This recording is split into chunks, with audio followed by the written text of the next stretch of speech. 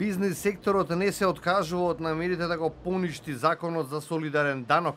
Со инсистирањето за воведување на ваква давачка, според председателот на Сојузот на стопански комори Трајан Ангеловски, се испраќа една лоша порака со која државата по секоја цена сака да собере дополнителни средства од успешните компании кои редовно се ги плаќаат даноците.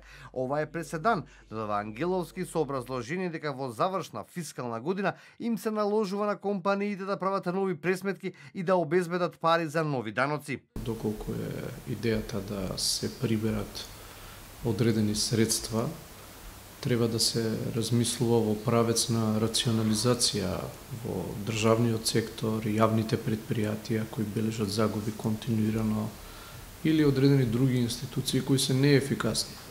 А дека оваа мерка треба да е последната. Кога е нештото донесено, обично тешко дека некој ќе ретерира, наше е да се обидеме во она деловна етика, да ги оспоруваме, да го искажеме нашето мислење дека сметаме дека ова на овој начин донесено не е во ред. Од Стопанската комора веќе најавија дека законското решение ќе го испратат пред Уставниот суд, од каде ќе побараат оценување на уставноста. Потребно е владата да се консултира со стопанството пред да носи нови закони од областа на економијата, велат бизнисмените, бидејќи ова е трет закон за краток период кој Стопанската комора ќе го оспори пред Уставен. Тоа ќе представува и голем товар за компаниите, бидејќи средствата што ги стекнале порано компаниите веќе ги имаат инвестирано, што значи дека овој закон ќе ги стави во лоша положба во следните години компаниите опфатени со законот.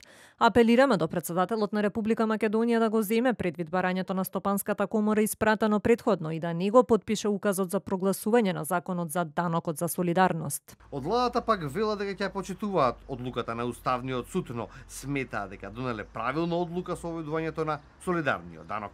Но ние мислиме дека тоа законско решение, кое биле предлагано од страна на владата и утврдено, усвоено од страна на мнозинството пратеници, е во склоп со законските одредби во нашата држава. Со солидарниот данок, власта планира да собере 77 милиони евра од 200 компании кои лани имале поголеми приходи од 10 милиони евра.